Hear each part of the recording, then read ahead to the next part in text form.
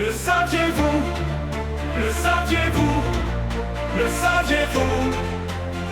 Oh, oh, oh. Bonjour, bienvenue dans les Ludologues. Nous sommes ensemble pour 1 heure, on espère. Je suis avec Aurélien. Salut à toutes et à tous. Bon, j'espère que vous allez bien. C'est l'épisode 4 déjà. Déjà, oui. Les Ludologues, qu'est-ce que c'est d'abord? Les Ludologues, c'est une émission qui décortique l'histoire des jeux de société. À chaque épisode, on part d'un jeu ultra connu pour savoir d'où il vient, comment il fonctionne. Et puis ensuite, on va voir finalement comment il a influencé la pop culture et les jeux modernes, à la fois d'un point de vue historique et psychologique. Ça, c'est ma rubrique préférée. C'est ça, l'instant P qu'on aura tout à l'heure. Parfait. Et donc, aujourd'hui... Le cheval, je trouvais trop beau d'aller au galop. Le cheval, c'est génial. Voilà, donc aujourd'hui, on va parler des petits chevaux, Julien. Ah, chouette. Et donc... Et on va donc des petits chevaux jusqu'à... Hit Le fameux jeu de course. Voilà, qui s'écrit H-E-A-T. La chaleur en anglais. Pas hypnotique. Voici les fous du volant dans leur éternelle poursuite. Les véhicules se dirigent vers la ligne de départ. Et les voilà partis. Bon, t'es prêt, Julien? T'es chaud pour cette course? Moi, je suis content de faire les petits chevaux. Parce que ça me replonge je suis content de replonger dans ce jeu. Parce que quand j'étais petit, c'est un jeu que j'aimais beaucoup. Je trouvais qu'il y avait du suspense, il y avait des retournements de situation. Et puis, il y avait un soupçon de méchanceté quand on croquait les trucs des autres. Ça peut générer des frustrations, effectivement, comme jeu. Et j'ai pu constater avec émerveillement qu'on a vraiment des goûts de chiottes quand on est petit, quoi. Oui, bah là, on en parlera tout à l'heure pour expliquer un peu pourquoi ça plaît aux enfants et un peu moins aux adultes dans la partie psychologique. Mais c'est vrai que c'est un jeu plutôt orienté enfant, mais qui a quand même, je pense, été joué par quasiment tout le monde, quoi. C'est un jeu que tout le monde connaît. Toi, tu jouais au Yams avec ta grand-mère, moi je joue aux petits chevaux. Ah, alors oui, ma grand-mère n'aimait pas les petits chevaux, effectivement. Non, les petits chevaux, c'était trop simple. Et donc, pour l'émission, je me suis réinstallé une version pour jouer sur le téléphone. J'ai débuté une partie, j'ai pas réussi à aller au bout. C'était un enfer. Ça peut être très long, hein. Si tu joues avec 4 chevaux chacun à 4. Bon, les petits chevaux, alors, qu'est-ce que c'est? Qu'est-ce que c'est que cette matière? Lancez les dés pour déplacer votre pion. Ah, c'est-à-dire, ça veut dire imposer la force vers l'ovalium. C'est pas simple, mais j'ai compris. C'est assez franco-français, les petits chevaux, en tout cas pour le nom. En fonction des pays, le jeu a différents noms et différentes variantes qu'on expliquera un petit peu plus tard. Oui, effectivement, c'est un jeu qui a un succès assez international et chaque pays appelle ce jeu d'une manière différente. Donc là, on est en France et on va parler de la version française des petits chevaux, quoi. Elle descend de la montagne à cheval. Elle descend de la montagne à cheval. Ouais, vous avez l'air droit à du cheval toute l'émission, hein. Pour le moment, les petits chevaux, comment ça marche? Donc déjà, c'est un jeu de course, mais pas que. On verra. C'est un jeu compétitif où chaque joueur va devoir emmener ses propres chevaux vers le centre du plateau. Pour commencer, vous disposez de 4 chevaux que nous appellerons arbitrairement Général du Pommeau, Sultan du Logis, Princesse d'Anjou et Jean-Michel. Et chacun de ces chevaux n'a pas de jockey, hein. C'est des chevaux sauvages, je pense. Ah, jamais, ouais, à mon avis, c'est quand même les petits chevaux, hein. C'est pas les petits jockeys ou... C'est vrai, ils sont autonomes. Donc on joue des chevaux sauvages qui courent vers la liberté pour finalement rentrer dans l'enclos. Pour monter au ciel. Ah oui, Ils monter montent au au ciel. ciel. Ouais, en fait, c'est une vie de cheval. Une partie, ça se déroule en 3 phases. Et la première phase consiste à faire sortir son cheval de son enclos. Et pour ça, il faut lancer un dé et faire un 6. Et parfois, c'est long. À faire un Très long. 6. Bah, on a une C'est chance très- sur 6. C'est ça. Et c'est très long. Alors, c'est presque aussi long que d'attendre un feu vert au 1000 bornes. C'est exactement Pour- une pour comparaison judicieuse. Pour ceux qui ont joué aux 1000 bornes dans les années 80-90. Maintenant, il n'y a plus besoin de feu vert. Ça va plus vite. Ils ont accéléré. ils ont accéléré un peu, ouais. Ouais, mais on fera un épisode sur le 1000 bornes. Il y aura Ouais. bien un truc sur le 1000 bornes. Et donc, petite règle maison. Moi, c'est une règle que j'ajoute quand on fait des parties entre amis. Quand tous les chevaux sont encore dans l'enclos, on autorise 3 lancers. Si tu n'arrives pas à faire un 6 et que tu as tous tes chevaux qui sont coincés, ça permet d'accélérer un petit peu. Moi, j'ai vu des variantes où tu sors sur un 6 ou un 1. Aussi. Ah oui, ça ça fait permet deux fois de fluidifier un peu les choses. Et donc, la deuxième phase, une fois qu'on a réussi à sortir et faire un 6, elle consiste à faire tout le tour du plateau avec Jean-Michel. Il y a 56 cases à parcourir. Avec une moyenne de 3 ou 4 cases par lancer, il faut environ 15 lancers de dés pour faire le tour du plateau. Plus long qu'un Yams. Et encore, t'as 4 chevaux, donc c'est 4 Yams, fois le nombre de joueurs. Bref. Surtout que, qu'en plus, on peut se faire croquer en cours de route. Si un adversaire arrive pile sur notre case avec son lancer de dés, patatras, Jean-Michel retourne illico presto dans son enclos. Bah oui, c'est des chevaux, ils sont sauvages, mais ils ont faim, quoi. Et voilà. C'est des chevaux carnivores, quoi. Tout est à refaire, c'est la déprime, la désolation, bref, le désespoir. Petit trick que j'avais opportunément oublié, chassé de ma mémoire, les dépassements. Eh ben, c'est interdit les dépassements dans la version française. Ah, alors C'est- écoute, moi j'avais... Alors, tu vois, on parlait de ma grand-mère tout à l'heure. Elle avait une version, elle aimait pas les petits chevaux, elle avait une autre version, et où tu pouvais faire un mur. Quand tu avais 2 pions à toi, donc 2 chevaux, sur la même case, tu Ouais. faisais un mur, et effectivement, l'adversaire ne pouvait pas franchir tant que tu débloquais pas le mur. Ah oui. Donc tu pouvais bloquer l'autre assez longtemps comme ça. Et elle aimait bien parce qu'il y avait ce côté plus stratégique. Mais ce que tu dis, c'est que de base, déjà, on peut pas dépasser. Soit tu tombes pile, Ouais. et sinon je t'avance jusqu'au cul du cheval Ouais. qui est devant toi, et sinon tu peux pas dépasser. Ouais. Mais c'est vrai que quand j'ai fait du poney la dernière fois, il doublait pas. Il doublait pas, il Voilà. restait derrière et il essayait de bouffer celui de devant. Ouais, ouais, t'as raison. Voilà, donc soit tu arrives pile sur la case, soit tu restes derrière à attendre qu'ils veulent bien bouger sa croupe. Si vous trouviez que le jeu allait un peu trop vite jusque-là, bah ça tombe bien parce que la règle elle ralentit bien le jeu, quoi. Des fois tu fais des jeux de TD puis tu peux pas avancer parce qu'il y a quelqu'un devant toi. Oui, donc ça permet de faire la version longue d'un Voilà. jeu déjà long. C'est ça, c'est la version trop longue. Alors autant pour le Seigneur des Anneaux, on avait bien aimé la version longue d'un film déjà long. Pour les petits chevaux, je crois que je vais passer mon tour. Et donc il est possible d'utiliser cette règle pour bloquer ses adversaires comme faisait ta grand-mère. Ça s'appelle la stratégie du tunnel de Fourvière un 15 août. quoi. Donc là on a fait les 2 premières phases. 3e phase, une fois que j'ai fait tout le tour du plateau, une fois que Jean-Michel a réussi à sortir, qu'il a fait tout le tour du plateau, il doit encore monter vers le centre du plateau. Donc ça s'appelle la montée au ciel, comme on l'a dit tout à l'heure. Et pour y parvenir, il y a 6 cases numérotées de 1 à 6. Et pour rentrer, faut faire un 1. Et puis après, il faut faire un 2, puis un 3, puis un 4, puis un 6 pour emmener ton cheval jusqu'au bout. Sauf que des fois, tu es devant l'entrée et tu fais pas de 1 et le 1 il tarde à venir. Donc là, c'est le stress quand même. Tu te dis, j'ai fait tout le tour, je vais tout perdre. Et c'est pour ça qu'il y a un côté, moi, ce que je trouve dans les petits chevaux, qui est un peu, on va dire, le sous-thème de l'émission, c'est presque un jeu de survie en fait. C'est-à-dire qu'on a accumulé des trucs, on a fait une avancée et à tout moment, on risque de perdre ce qu'on a fait, quoi. Ouais, ça te générait du stress quand t'étais petit, là. Il y a des trucs que t'as mal vécu. Bah ouais, tu dis, putain, j'ai fait tout ça et puis boum, faut recommencer. Il meurt avant de monter au ciel. Et la partie s'arrête lorsque un joueur a ramené tous ses chevaux au centre du plateau. Et quand j'étais petit, des fois, on continuait, même pour savoir qui finira 2e. Ah oui, non, mais moi aussi, complètement. Quand j'étais petit, il n'y avait pas Internet, il n'y avait pas Netflix, il n'y avait pas les smartphones. Quand j'étais petit, on avait beaucoup de temps, quoi. Beaucoup de temps. À présent, je suis moins petit, mais j'ai encore du temps. Et je me suis amusé à faire une simulation, alors assez basique, pour voir s'il y avait des cases qui étaient plus dangereuses que les autres. Je l'avais fait pour le Monopoly pour voir s'il y avait des cases où on tombait plus souvent que d'autres. Et ce qui est assez rigolo, il y a un truc un petit peu contre-intuitif au final. Moi, j'avais tendance à essayer d'attendre avant la sortie de l'enclos. Il y a une case qui est hyper dangereuse, c'est vraiment la case où on sort de l'enclos, parce que forcément, comme on se fait croquer, comme c'est là où on revient, si tu te mets sur la sortie de l'enclos d'un adversaire, bien sûr, il sort, il te bouffe, quoi. Oui, n'importe quel 6 permet de te bouffer à ce moment-là. Et les cases les moins dangereuses, donc c'est les 2 et 3. Ils sont juste après la Ils sortie. sont juste après. Et effectivement, en réfléchissant, je me dis, oui, c'est pas idiot. Parce que forcément, t'as une chance sur 6 d'y tomber, tu lances ton dé. Donc si tu fais 1 ou 2, tu manges le cheval qui est après. Mais si tu fais 3, tu peux plus retomber sur les cases 1, 2. Oui, donc du coup, tu passes devant et après, c'est toi qui peux te faire manger en plus. Donc voilà, je vous donne l'astuce si vous voulez rétamer votre enfant de 4 ans, la prochaine fois que vous jouez aux petits chevaux. La vie est cruelle, c'est important qu'ils comprennent le plus tôt possible. Donc, en embuscade sur la case 2 de sa sortie, il sort, Et il fait boum. un 6, il est content, et bam, un 5, et vous le mangez, votre gosse. Voilà, alors après, à partir de la case 7, après la sortie de l'écurie, toutes les cases deviennent à peu près aussi dangereuses les unes que les autres. Après, c'est une simulation très très basique, hein. Oui, t'avais du temps, mais pas à ce point-là. Voilà pour les règles du jeu donc, des petits chevaux en France. Mais les petits chevaux ont beaucoup de variantes. Alors souvent, c'est des variantes par pays. Et donc, il y a par exemple une version allemande qui date de 1910. Von den blauen Bergen kommen wir, von den blauen Bergen, ach so weit von hier. Qui s'appelle, alors excusez-moi mon accent allemand, Mensch ärgere dich nicht, qui veut dire, comme tu parles allemand couramment, T'en fais pas. bravo, quel talent. Et donc par rapport à la version française, il y a 40 cases au lieu de 52. Les Allemands, ils ont moins le temps, hein. Ils ont bien aimé l'année 40 aussi. Et pour accéder au centre du jeu du plateau, pas besoin de faire le numéro de l'étage. Et on peut également jouer jusqu'à 6. Alors là, c'est plus rapide que la version française. Ouais, mais alors à 6, par contre, du coup, ça doit être plus long. C'est Et je vrai. sais pas à quoi ressemble le plateau, t'avais regardé? Oui, il y a des branches, en fait, ça fait des branches plutôt qu'un plus, ça fait un genre d'étoile. D'accord. Une autre version, la version anglaise qui s'appelle le Ludo. Oh, we'll all go to meet her when she comes, when she comes. Oh, we'll all go to meet her when she comes, when she comes.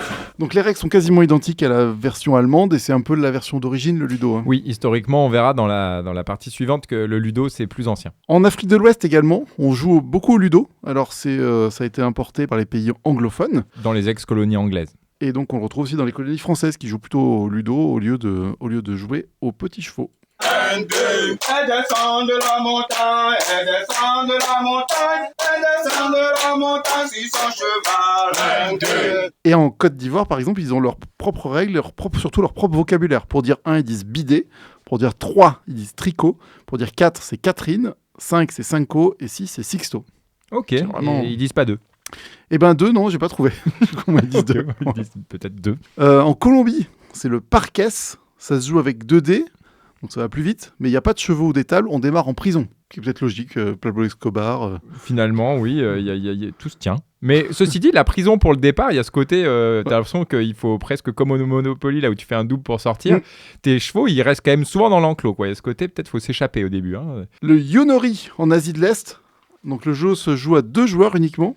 C'est les rouges qui affrontent les bleus. Et on utilise des bâtons à la place des dés. Ok, mais alors des bâtons, c'est-à-dire comment tu fais de 6 faces avec un bâton? Oui, c'est des genres de baguettes en fait. Et elles ont des encoches. Ah, et tu fais rouler les bâtons et ça te donne les chiffres en fonction du nombre d'encoches sur la face sur laquelle tu es tombé. Quoi. Ok. Et la version suisse, alors on en profite pour saluer tous les Suisses qui sont très très nombreux à nous écouter, qui ressemblent très fortement à la version allemande.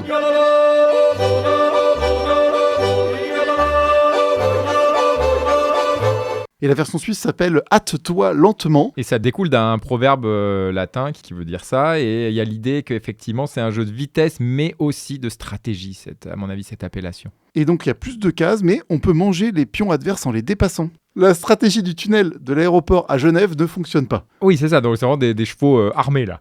Ils La piétinent. Suisse n'a pas d'armée. Bah, si, elle a une armée, on va pas se fâcher. Mais il y a une armée modeste, limitée. Mais par contre, ils ont des petits chevaux vraiment énervés. Donc surtout, c'est plus rapide parce qu'on joue avec 2 dés en Suisse. Ça envoie, quoi. C'est bien connu. Les Suisses, ça envoie. Et donc, la variante la plus intéressante, à mon sens, nous vient du Québec. Elle descend de la montagne à cheval. Elle descend de la montagne à cheval. C'est à peu près les mêmes règles que la version française, mais il y a 2 changements majeurs qui changent tout. Déjà, le nom, c'est le toc et pas le jeu des petits chevaux. Et il se pratique en équipe. On joue à 2 contre 2.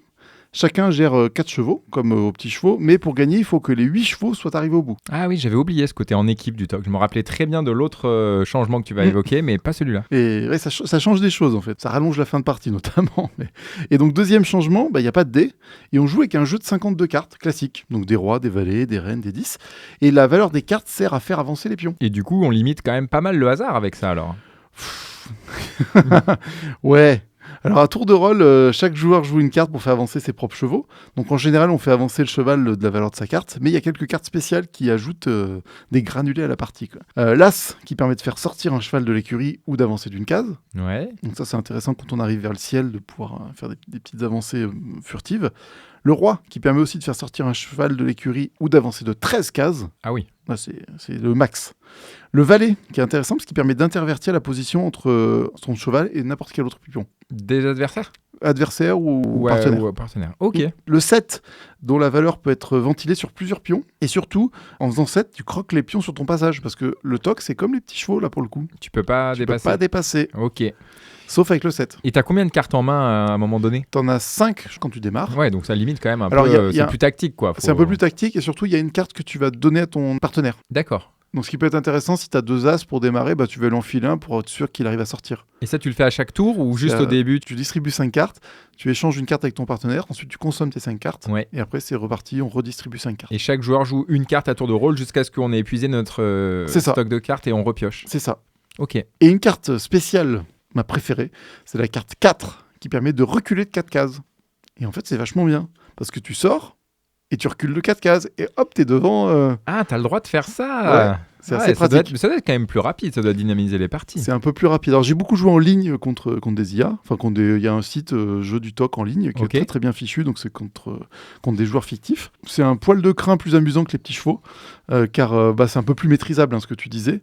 Par contre, franchement, ça traîne en longueur à la fin, moi j'en pouvais plus, parce que quand t'as amené tous tes chevaux, les cartes que tu joues, tu vas les jouer sur le cheval de l'autre. D'accord. Ça arrange pas forcément l'autre, ce que tu vas jouer, il a peut-être pas prévu que tu fasses ça. Et en fait, tu te retrouves pendant 5 minutes à faire plein de tours de plateau jusqu'à avoir la bonne carte au bon moment pour arriver à faire rentrer ton cheval dans le ciel. Quoi. Ah, parce que tu peux dépasser le ciel? Ah oui, si tu dépasses, tu continues. C'est pas comme... oui, au petit chevaux, moi souvent, si t'as pas la valeur, tu dépasses pas. Ah ben non, là, tu continues. T'es obligé de jouer une carte à chaque fois et des fois, tu te retrouves à faire le tour. Ah ouais, d'accord. Donc voilà. effectivement, c'est... Donc la fin, c'est un peu long. Ça se joue beaucoup à celui qui a la bonne carte et on est dépendant aussi du jeu de son adversaire. Tu peux te dire, j'ai les bonnes cartes pour finir, mais l'autre, il est obligé de jouer une fois sur deux. Et puis c'est pioche commune. Du coup, il y a un paquet de 54 cartes là pour tout le monde. Oui. Voilà. Donc Donc on n'a tu pas peux- chacun son paquet. On peut pas prévoir, dire là j'ai eu un as donc il en reste 3. Ouais. Je vois les parties se terminer comme ça. En gros, il y avait 2 chevaux, un cheval de chaque équipe qui n'était pas rentré, puis ça faisait des tours de plateau. J'ai joué plusieurs fois. C'est moins pire que les petits chevaux. Elle descend de la montagne. Elle descend de la montagne. Elle descend de la montagne à cheval. Et maintenant, on va se demander d'où ça vient ce jeu des petits chevaux et du toc. On va passer à la rubrique ça vient d'où? Youpi youpi ya. Ça vient d'où? Oui, au fait, ça vient d'où? Alors les petits chevaux, d'où ça vient? C'est un jeu qui n'a pas été inventé en Europe. Il est très très grandement inspiré d'un jeu qui nous vient bien plus à l'est d'un pays que vous connaissez tous et qu'on appelle l'Inde.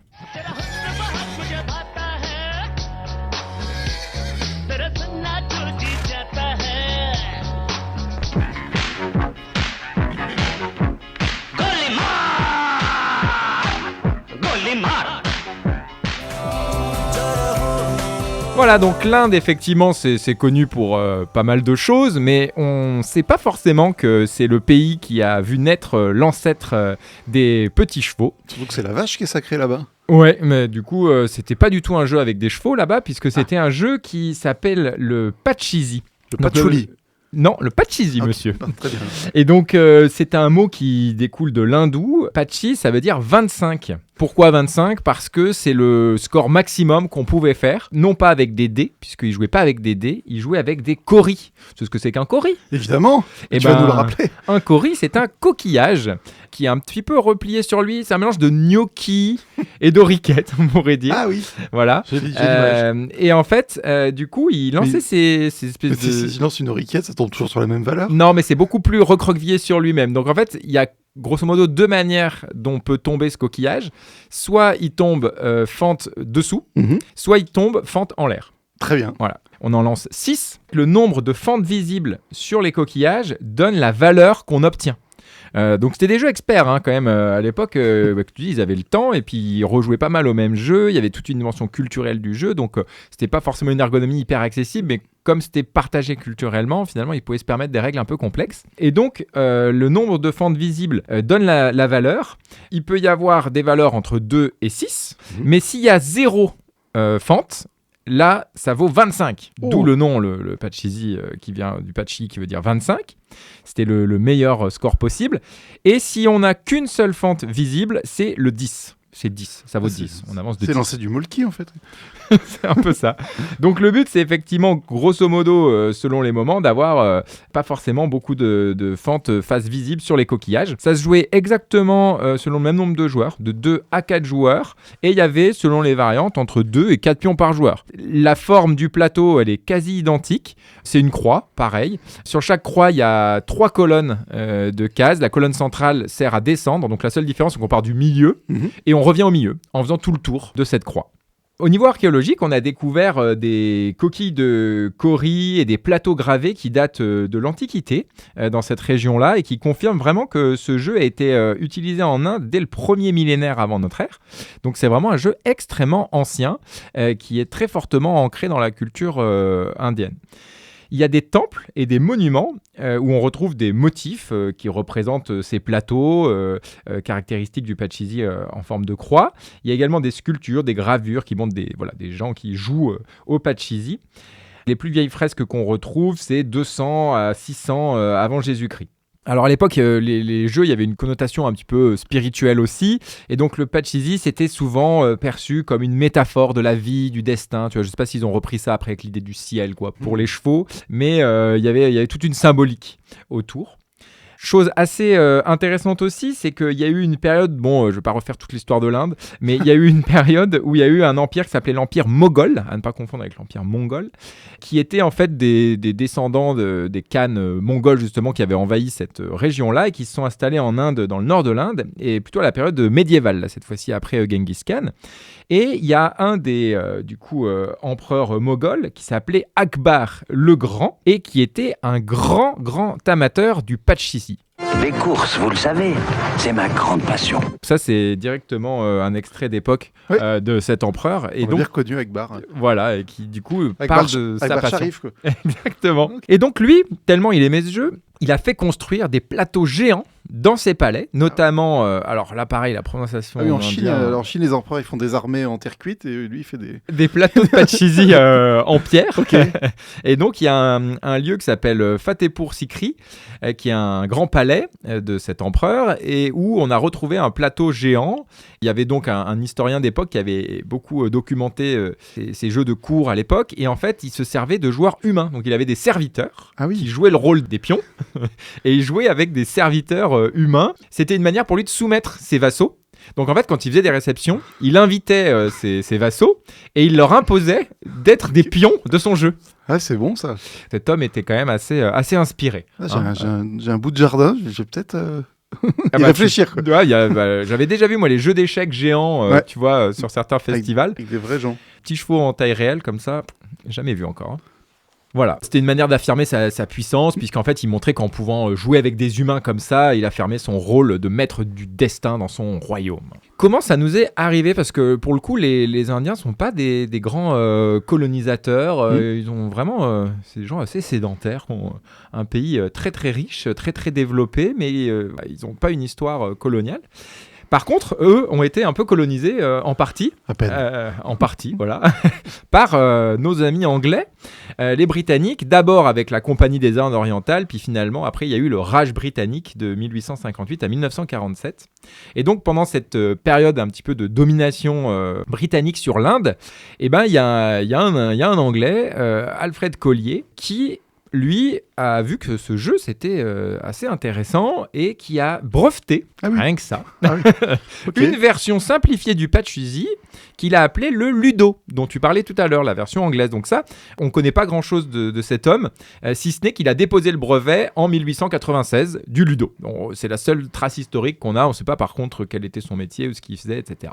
Lui, ce qu'il a fait, c'est qu'il a simplifié le plateau, les cases ont été un peu redessinées, plus contrastées, il a remplacé les coquillages par des dés, parce que bon, quand même, voilà, on est anglais, on est civilisé, quoi, on joue pas avec des coquillages. Hein. Et puis, il a mis les départs d'un camp plutôt que du centre. Des changements majeurs. Voilà, des changements majeurs, mais qui du coup ressemblent quasiment aux petits chevaux.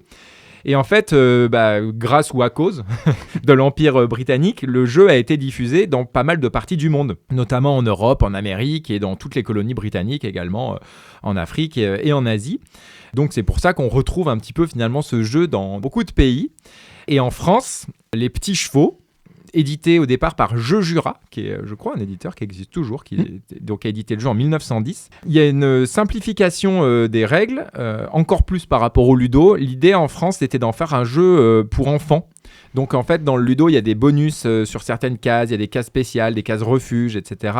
Là, ils ont voulu vraiment en faire une version enfant. C'est pour ça que c'est chiant, en fait. C'est ça, en fait, c'est un jeu qu'on aime bien quand on est enfant, parce que c'est un jeu enfant. Il y a des jeux enfants vachement mieux, on en parlera tout à l'heure aussi. Et donc, il y a également le TOC. On a vu, version québécoise. Alors là, bon, je veux pas, il y a peut-être des Québécois qui nous écoutent aussi, je veux pas fâcher. Donc, il y a certaines sources qui prétendent que les Québécois ont inventé le TOC sans du tout s'inspirer des petits chevaux. Voilà, donc bon, je n'émettrai aucun jugement sur cette hypothèse-là. Il y a une autre hypothèse qui avance que c'est des colons français qui, en s'installant au Québec, et notamment des Bretons, il y a beaucoup de Bretons et de Normands qui ont émigré au Québec. C'était en face, quoi. Voilà, c'est déjà beaucoup de marins aussi dans ces régions-là, sans doute, ce qui a favorisé. Et donc, ce seraient eux qui auraient amené un petit peu, finalement, cette version dans les années 60, peut-être des petits chevaux, qui a, connu une évolution parallèle au Québec avec le TOC et cette variante avec des cartes à la place des dés, plus tous les autres changements que tu as évoqués. Donc voilà, petits chevaux et TOC. Toc, toc, qui est là? Bon, maintenant, on va se demander où ça va tout ça. Comment ça influence la pop culture, les jeux modernes, où on retrouve des traces de petits chevaux et du toc aujourd'hui. Ça va où? Ça va où? Dans quoi on le retrouve? La pop culture, les jeux modernes, qu'est-ce que ça devient? On a une exclusivité mondiale quand même à vous proposer. Et dans oui, cette parce émission. que quand on pense à comment les petits chevaux ont influencé la pop culture, etc., on pense tout de suite au film. Au film qui va bientôt sortir, Oui. qui s'appelle L'Ultime Chevauché, après les loups-garous de Tierce-Lieu, le film adapté donc du jeu de société dont on a la bande-annonce en exclusivité mondiale. Oui, je crois que tu as réussi à nous dénicher ça, C'est Julien. Alors écoutez bien, ouvrez grand vos oreilles. C'est parti. Dans un monde apocalyptique, 4 royaumes vont devoir s'affronter Accroche-toi à mon sabot! et échapper à la destruction totale. Notre amour est impossible! Tu es une casaque rouge et je suis une casaque bleue! L'ultime chevauché. Espèce d'enculé! Tu nous as pris pour des poneys sauvages? Inspiré du jeu de société Les Petits Chevaux. L'ultime chevauché. Ça a l'air bien, hein? J'ai beaucoup de mal à m'en remettre. Puis alors, je sais pas qui parle dans cette bande-annonce. Je ne sais pas, mais en tout ouais. cas, voilà, c'est L'Ultime Chevauché, un film peut-être qu'on vous recommande, on verra quand Ouais, on l'aura vu. on va quand même aller le voir avant. Et donc, il y a un autre truc qui m'a fait penser beaucoup aux petits chevaux, c'est Minecraft. Je sais pas pourquoi je rigole, si c'est encore pour le jingle ou pour ce que tu viens de dire. Mais vas-y, alors, écoutons. Mon Dieu. Pour revenir aux petits chevaux, en fait, moi, ce que je retiens vraiment du côté de ce jeu, c'est le côté survie, quoi. Le côté, on a des trucs, on a fait une avancée et on va la perdre.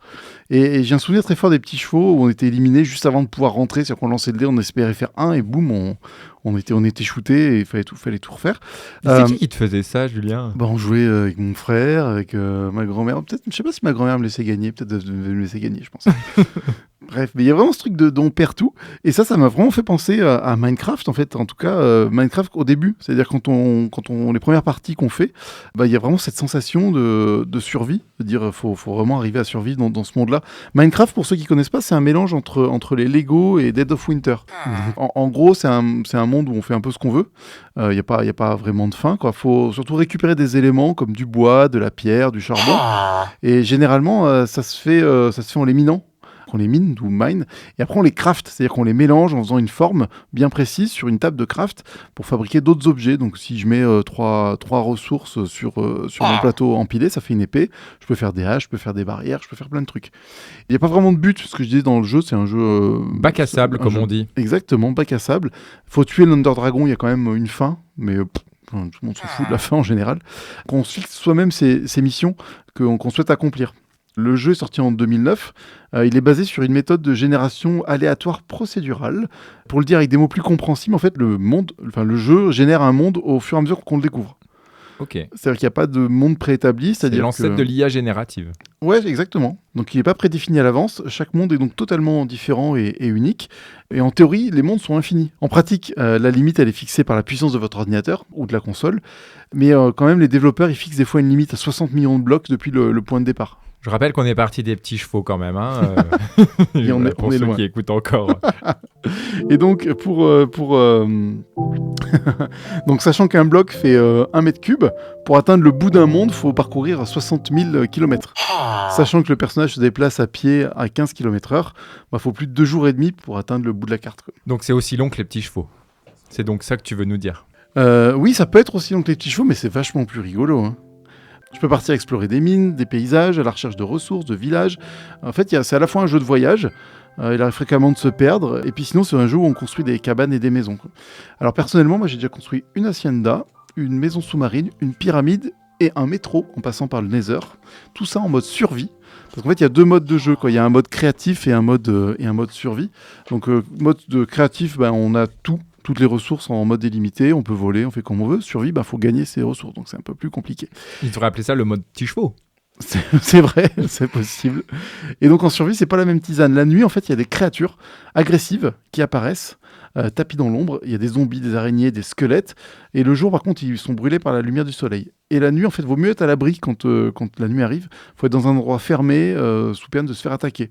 Et donc souvent, on est parti à l'aventure, on a récupéré plein de ressources dans les villages. Et en fait, si on n'arrive pas à rentrer chez soi, et si on n'a pas le matériel pour se mettre à l'abri, on se fait tuer par les zombies, on perd tout. Et on revient au point de départ. Comme aux petits chevaux. Comme aux petits chevaux, voilà, la boucle est bouclée. Et il y a vraiment ce stress, moi je me souviens, en plus c'est dans le noir, donc tu vois rien, tu te fais attaquer, puis souvent il y a plein de zombies de partout au fur et à mesure. Et il y a vraiment ce stress de « Ah, je perds mes ressources », et c'était vraiment un jeu très stressant. Alors à force d'y jouer, on sait à peu près ce qu'il faut faire par commencer. Avec l'expérience, tu sais que tu pars avec une porte, des torches et un lit. Non mais il y a vraiment cet effet d'accumulation des gains, d'avancer, et puis finalement, plus tu avances, plus tu as à perdre. Ouais. Et donc le stress, il est grandissant lié à ça en fait. Exactement, c'est ça. Tu te dis, il faut que je rentre chez moi avant de me faire dégommer. Je me souviens que je suis arrivé une fois, il me restait un demi-cœur de vie, et j'ouvre la porte, et j'ai sauté 3 marches, et je suis tombé, je suis mort. Mais bon, je suis mort chez moi, donc j'ai pu récupérer quand même une partie de mes ressources. mais je suis mort en arrivant. Mourrez chez vous, c'est mieux. C'est ça, je suis mort en tombant dans les escaliers, quoi. Voilà, donc c'est comme les petits chevaux, c'est stressant. Mais on s'amuse et on survit. C'est vachement mieux.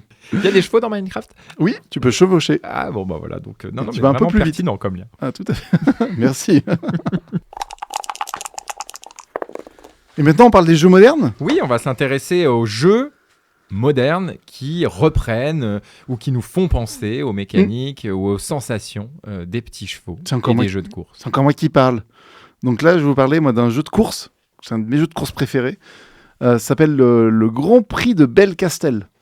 À ne pas confondre avec les charlatans de Belcastel. Donc tous les deux, ce sont des jeux de Wolfgang Warsch. C'est illustré par Michael Menzel et édité par Schmidt Spiele. C'est sorti en 2022. C'est un jeu familial à partir de 6 ans qui se joue de 2 à 4 joueurs. Donc c'est la version jeu de course et jeu pour enfants des charlatans de Belcastel du même auteur. D'accord, c'est le même auteur, mais c'est une version enfant des charlatans.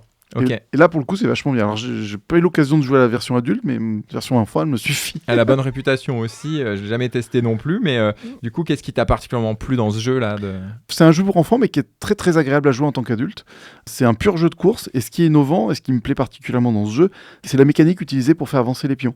Ah oui. Là, on n'a pas de dés, pas de cartes. C'est la mécanique du backbuilding qui est utilisée ici pour faire avancer soit son âne, soit son mouton, soit sa vache ou son cochon que nous appellerons Gérard. Chaque joueur dispose d'un sac avec des jetons et pour faire avancer Gérard, je pioche à l'aveugle des jetons dans mon sac.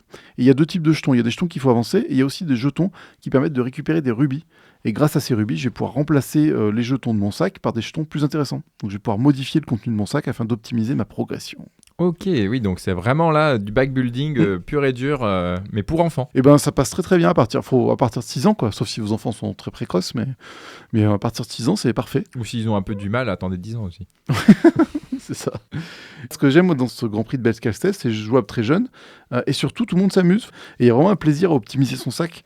Le plaisir à optimiser son sac est presque aussi grand que celui de gagner la course. Et du coup, il n'y a pas cet effet de longueur que tu disais sur les petits chevaux, où les fins de partie sont un petit peu longuettes, etc.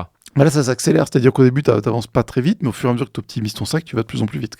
Ok. Donc c'est rapide, c'est fluide, c'est rigolo, soit à peu près tout le contraire des petits chevaux. Donc je vous rappelle le titre, c'est le Grand Prix de Belcastel, un jeu de Wolfgang Warsch qui date de 2022.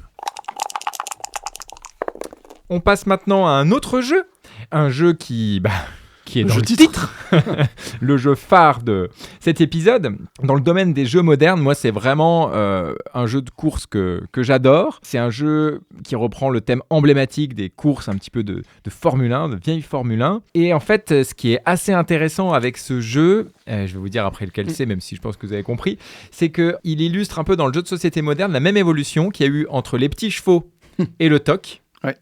Et là, il y avait un jeu avant de course qui s'appelait Formula D, j'en parlerai un peu plus tard, qui était un jeu avec des dés. Et là, on transpose un petit peu la mécanique où, comme des petits chevaux au TOC, on a dans ce jeu remplacé les dés par des cartes. Du coup, ce jeu, vous l'avez deviné, il s'agit du fabuleux, du merveilleux, du grandiose Hit.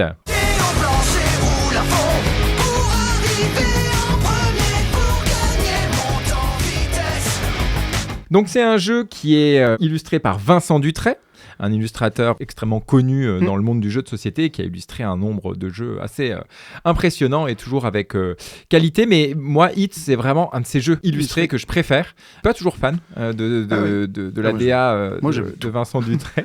Il y a un côté à l'ancienne en fait, il fait beaucoup, peut-être un peu moins maintenant, mais beaucoup d'aquarelle en fait. Et oui. Cool. Il y a un épisode chez Trick Track, il est venu chez Trick Track, c'était absolument passionnant. Il expliquait par exemple qu'il choisit toujours 3 couleurs. Il y a 2 couleurs qui se complètent et il y en a une troisième qui a rien à voir et qui permet de mettre en relief. Et il y a aussi un autre épisode dans On joue tu aussi que j'avais beaucoup aimé où il parlait effectivement notamment de comment il travaillait, etc. Et c'est vrai que c'est vraiment quelqu'un de très intéressant à écouter. Et Hit, vraiment, il a fait quelque chose que je trouve vraiment extrêmement bien réussi. Et c'est vrai que c'est pas dans son style forcément. Enfin, moi, j'avais pas tilté que c'était lui pour le coup. C'est peut-être plus réaliste que ce qu'il fait sur d'autres jeux. J'avais aussi Lewis et Clark qui l'a illustré où j'aimais moins. Et là, vraiment, je trouve ça. Solénia, moi, c'est mon préféré, je crois. De Vincent Dutray. Ouais. Au niveau des auteurs, donc c'est Asger Harding. Allez, vas-y, tu parles le finlandais. Asger Harding, Granerund et Daniel Skold Pedersen.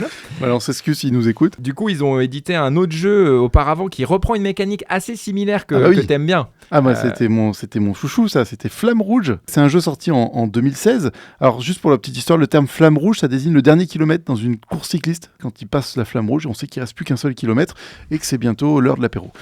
Au mois de juillet, quand on regarde le Tour de France. Donc Flamme Rouge, c'est un jeu de course qui utilise des cartes. On consomme les cartes à la différence de Hit. Et par contre, si on se fatigue trop, on récupère des cartes pourries dans son jeu. Un système qu'on retrouve un peu dans Hit où on vient dégrader son jeu au fur et à mesure. Et je sais que je l'avais acheté dans la version avant qu'il soit même localisé. On savait pas s'il allait être localisé ou pas. Je l'avais vu, je pense, à SN. Et donc j'ai acheté la version traduite dans plusieurs langues. Et il y avait une traduction qui était toute pourrie. Donc je vous lis juste le dos de la boîte de Flamme Rouge. Et après on parle de Hit. L'excitation dans l'air est électrique comme les leaders complètent le dernier virage et se dirigent vers la ligne d'arrivée. Est-ce que votre équipe aboutit de l'avant et risque d'épuisement ? Devriez-vous être prudent au milieu ? Étonnez-vous tous en éclatant en avant de l'arrière. Tout le monde peut faire la course, peu deviennent champions. Donc ça a été traduit par un être humain sans doute, très compétent. C'est ça. Voilà, mais Flamme Rouge c'est un excellent jeu et Hit c'est encore mieux. 2022 arrive la révolution Hit. La révolution est comme une bicyclette. Quand elle n'avance pas, elle tombe. Eddie Merckx. Non, Che Guevara. Et oui, effectivement, Hit, alors je vais pas lancer le débat si c'est mieux ou moins bien que Flamme Rouge. Dans Hit, finalement, vous allez jouer une voiture de course dans un Grand Prix. C'est un mélange, le thème est un mélange de réalisme et fiction. Parce que du coup, c'est des voitures plutôt style ancien, mais finalement avec des technologies, ça se veut pas réaliste. Il y a quand même vraiment dans ce jeu quelque chose qui est bien rendu, c'est que du coup, chacun a une pioche de cartes indépendante, à l'inverse du TOC, là, pour le coup. Et donc, on peut tenir un peu mentalement le compte des cartes qu'on a déjà jouées et celles qui vont venir par la suite. Pareil, on a une main de cartes, je crois que c'est 7 cartes. Et puis, du coup, les cartes ont des valeurs. Et en fait, à notre tour, on va programmer, tous en même temps, simultanément, combien de cartes on joue et lesquelles. Donc, le nombre de cartes qu'on joue correspond à la vitesse, au rapport dans lequel on est. On peut 1, 2, 3, 4. Et on va tous révéler en même temps les cartes. Et ensuite, on va jouer dans l'ordre de celui qui est le premier jusqu'au dernier, nos voitures. Le but du jeu étant de finir la course en premier. Donc ça reste un jeu de course pur et dur. Mais finalement, le fait d'introduire les cartes par rapport à Formule D, où il y avait beaucoup le hasard des lancers de dés, etc. Là, c'est beaucoup plus tactique. On va essayer plutôt de prévoir un petit peu, deviner ce que les autres vont jouer, parce qu'il y a un mécanisme d'aspiration qui fait que si on finit juste à côté ou derrière une voiture adverse, on va avoir un petit boost de vitesse, lui passer devant. Et ça on a tous le même jeu et c'est comme ça qu'on arrive à gratter des points par rapport aux autres. Et en fait, il y a un système ensuite, ça pourrait être assez basique, mais il y a aussi un système de virage. Et dans les virages, il ne faut pas faire plus de telle valeur. Et du coup, l'aspiration nous permet des fois de passer plus facilement les virages. Donc vraiment, c'est dans les virages qu'on fait la différence en grande partie. Et on va aussi, alors il n'y a pas d'effet de fatigue, mais quand on va faire une vitesse trop grande par rapport au virage, ou si jamais on veut rétrograder brutalement. Ouais, si tu veux passer du 4e rapport au 2e rapport. Voilà, ou à l'inverse, du 2e au 4e. Tu fais chauffer ton moteur. Exactement. Là, tu vas piocher des cartes hit que tu vas pouvoir faire refroidir à d'autres moments. Donc en fait, il y a des cartes quand tu roules pas vite, tu refroidis le moteur. Et en fait, les cartes hit, surtout, elles pourrissent ton jeu. Quoi. Mais ça va rien. Quoi. Elles pourrissent, oui et non. Enfin, c'est de la gestion de main. C'est-à-dire qu'elles vont venir, elles servent à... Tu peux pas les jouer en tant que telles. Tu peux que les refroidir, c'est-à-dire les éliminer quand tu vas pas très vite. Oui. quand tu es dans des faibles rapports de vitesse. Toute la tactique du jeu, ça va être quand même de dépenser, de cumuler des hits à certains moments, Ouais. parce que sinon tu perds. Faire chauffer le moteur. Voilà, et à d'autres moments, de pouvoir se débarrasser des hits qu'on a accumulés pour pas avoir une main complètement mauvaise avec laquelle on peut plus jouer. Et puis il y a un petit twist en plus qui n'existe pas forcément dans le TOC. C'est calculatoire, mais il garde un petit côté hasard avec les cartes qu'ils appellent stress, qui sont des cartes qu'on joue et qui vont avoir une valeur aléatoire qui correspond à la carte, une carte qu'on va tirer au hasard. Donc du coup, c'est pas exactement comme un lancer de dés, il y a un hasard maîtrisé, parce qu'on peut éventuellement se souvenir qu'est-ce qui peut sortir comme carte, mais ça rajoute un côté un peu hasardeux et un tout petit peu chaotique au jeu, qui est pas complètement juste un jeu ultra calculatoire. C'est un jeu qui tourne très très bien, comme on joue en simultané. On peut jouer de 1 à 6 joueurs. C'est vraiment pas beaucoup plus long qu'on soit de 1 à 6. Il y a également un système d'automat, c'est-à-dire on peut rajouter des voitures jouées par le jeu avec un système hyper fluide et qui est très très facile à faire. Ça ralourdit pas du tout les parties. C'est plutôt un jeu qu'on peut jouer en famille. Alors moi, j'arrive à y jouer avec les enfants. Même à 6-7 ans, ils comprennent le principe. Et on peut jouer vraiment aussi avec des adultes. Ce que j'aime beaucoup dans le jeu, vraiment, c'est ce côté double guessing, parce que ce qu'on va choisir dépend de ce que les autres ont choisi. Donc on essaie un peu de se dire, tiens, il va plutôt jouer ça, donc je vais mettre derrière pour choper l'aspiration. Exactement. Des fois, on peut arriver que tout le monde part d'un coup de vent, puis on se retrouve à la traîne parce qu'on a joué une petite carte en se disant, bon, les autres vont mettre une petite carte. Ou inversement, on est tout seul devant, puis on tracte tout le monde avec l'aspiration. Enfin... C'est ça. Et alors, par contre, le seul petit défaut, moi, que je lui trouve, c'est que que je constate, le thème est un poil peut-être clivant. Il y a le côté, je sais pas, Formule 1, jeu de course. Il y a des gens que ça rebute complètement. Oui, ça fait peur. Et qui veulent pas y jouer ou qui rentrent pas du tout dans le truc. Je crois que c'est mauvais souvenir du Milborn. Peut-être, ouais, peut-être. Voilà, ou ça va alors, être long. ouais, c'est ça. Ou alors le principe même de juste faire un jeu de course, parce que là, le but c'est d'arriver le premier. On marque pas des points, etc. Il y a pas de développement. Ça peut des fois ne pas plaire. On va jouer avec les vroom vroom. C'est un jeu de garçons. Ouais, voilà, il peut y avoir cet effet un peu, le thème rebute, quoi. Ça, ce que je vous ai présenté, c'est les règles de base. Mais après, je trouve que le jeu prend presque un côté deck building quand on rajoute des modules avancés. Où là, au début, il y a une phase où on va drafter des cartes, c'est-à-dire on va piocher des cartes spéciales qu'on va ajouter à son jeu et tout le monde n'aura pas exactement le même jeu. Avec certaines cartes spéciales qu'on va être les seuls à avoir et qui vont un petit peu donner de l'asymétrie. Ça peut orienter son jeu aussi. On peut choisir soit des conduites plus tranquilles, moins risquées, ou des conduites très à risque. On peut... pour y avoir pas mal joué, c'est surtout qu'on va s'adapter. Ce qu'on va prendre va être surtout à tenir compte du circuit qu'on joue. Il y a des cartes qui vont être mieux sur certains circuits que sur d'autres. Et puis on peut rajouter aussi un module par rapport à la météo qui va aussi influencer un petit peu les règles du circuit. Et donc vraiment, Hit 2022, Days of Wonder, un jeu vraiment excellent à tester si vous ne l'avez pas déjà fait. Est-ce que Hit est un hit ? Tout à fait. Oh là là, Raymond DeVos.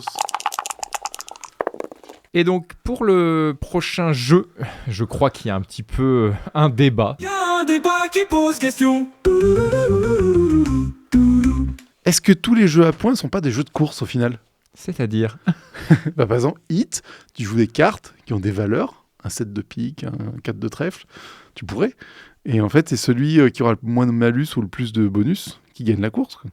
Ouais, mais alors là, c'est pas vraiment un jeu à points, Hit. Mais par contre, toi, ce que tu veux dire là dans ta question, c'est qu'à l'inverse, les jeux où on marque des points, comme par exemple celui dont on va parler, c'est des formes de jeux de course aussi. C'est Ark Nova en tout cas. Ark Nova serait un jeu de course. C'est toi qui m'as dit que c'était un jeu de course en fait. C'est vrai. Et ça m'a vachement aidé parce que je faisais pas les mêmes choix au début. Je faisais une espèce je croyais que c'était un jeu de gestion pour moi. Donc Ark Nova, peut-être pour en dire deux mots. Ouais, on va avant peut-être d'en dire parler. ce que c'est parce que bon. Donc Ark Nova, tu veux le présenter ? Le but c'est de terraformer son zoo. C'est-à-dire qu'en gros, tu construis des enclos, tu récupères des cartes animaux et tu vas les placer dans tes enclos. Et la grosse originalité du jeu, je trouve, c'est le choix des actions. Elles arrivent de façon cyclique. Plus j'attends, plus elle devient puissante. Et donc, plus je les joue dans un ordre qui va bien, et mieux ça se passe, quoi.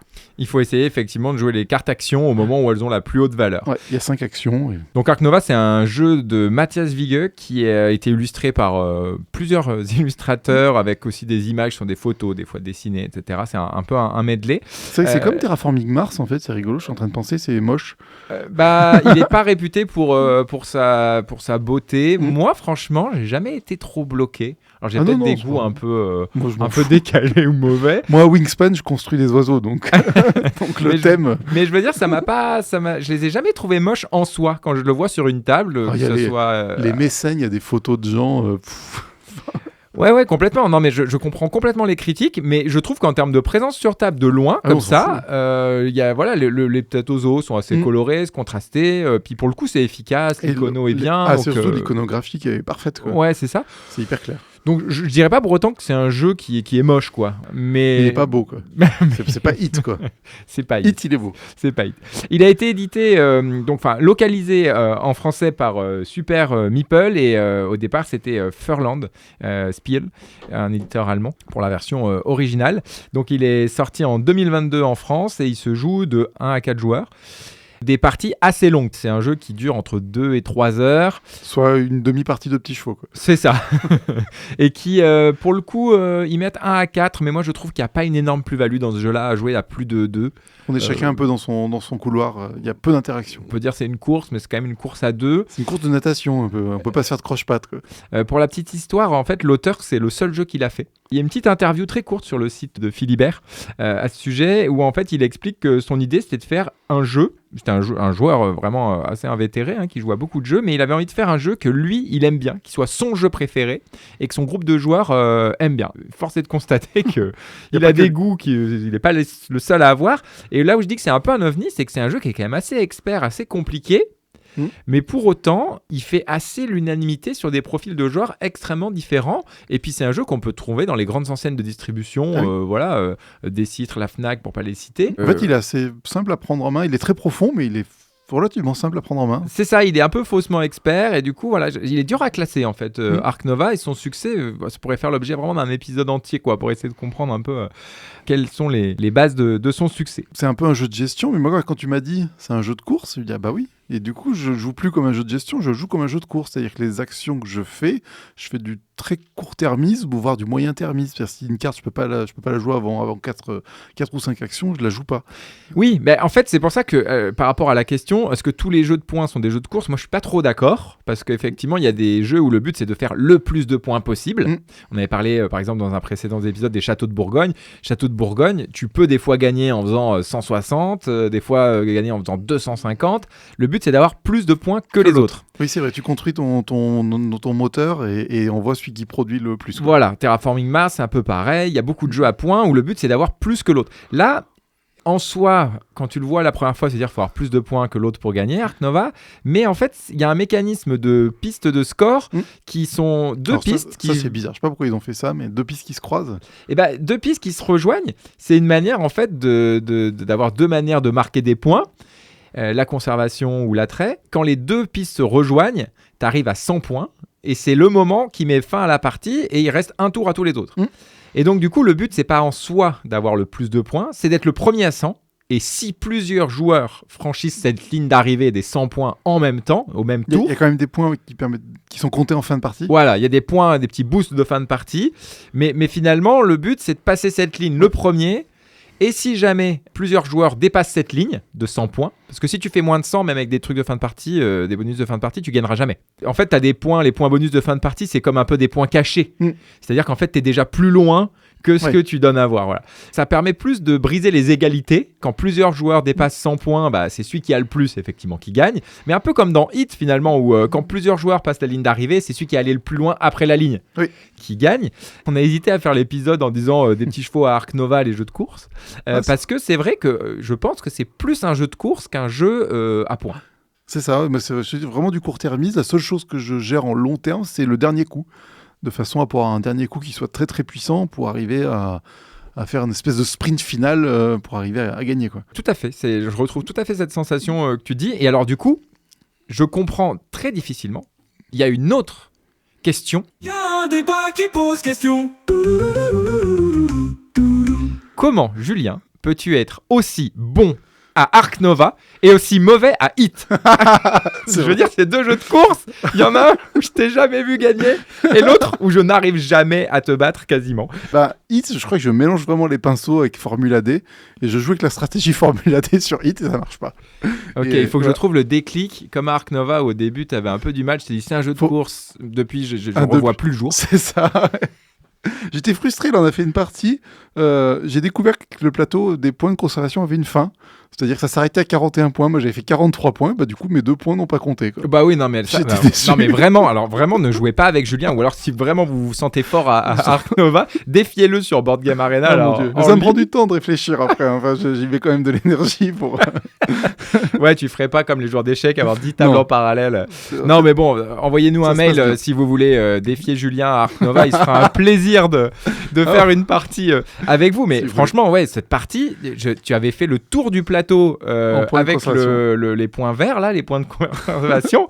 Moi, j'en suis resté Ouais, ça, j'avais les bonnes cartes. sidéré. parce que Ah beaucoup bah de ouais, hasard, ouais, bah oui, c'est ce qui m'est c'est passé. sûr que t'avais les C'est vrai bonnes que j'ai cartes. joué contre des gens que je connaissais pas et je m'étais stressé, là ils vont être bons, puis je les ai éclatés. On peut optimiser ces 5 actions, on peut les optimiser, j'en ai optimisé que 3 sur 5, enfin ça suffit pour gagner largement contre eux, quoi. Ouais, bah, voilà. J'étais en Moi, je mode- passe pas toujours des bons moments, mais des fois j'y reviens. Ouais, c'est un peu mon addiction, quoi. Ouais, Des fois moi, une je- partie de Ark Nova avec Julien, puis après je dis plus jamais. Puis Ça des fois je t'entraîne. retombe dedans. Non, ouais, c'est. Je pense qu'il y a une logique qui me convient, je sais pas pourquoi, mais voilà. Bon, on va refaire du 8, mais il faut refaire du 8 avec un plateau, on a fait sur BGA. Ouais, c'est pas la bonne formule pour découvrir les jeux en ligne. Parce que la première partie que j'ai fait de 8 sur un plateau, je l'ai gagné quand même. Ah, ok.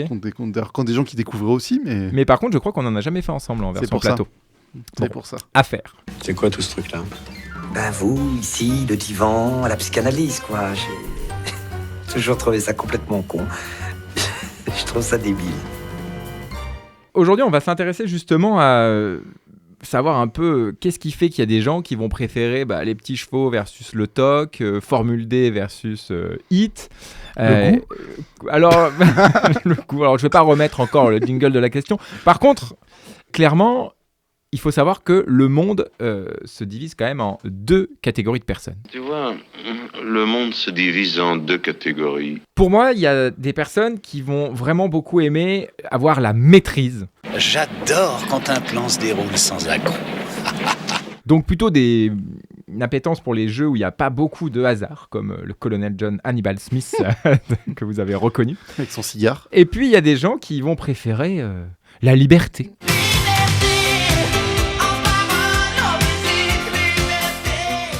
Voilà, donc la liberté, le hasard amène cette sensation que tout est possible.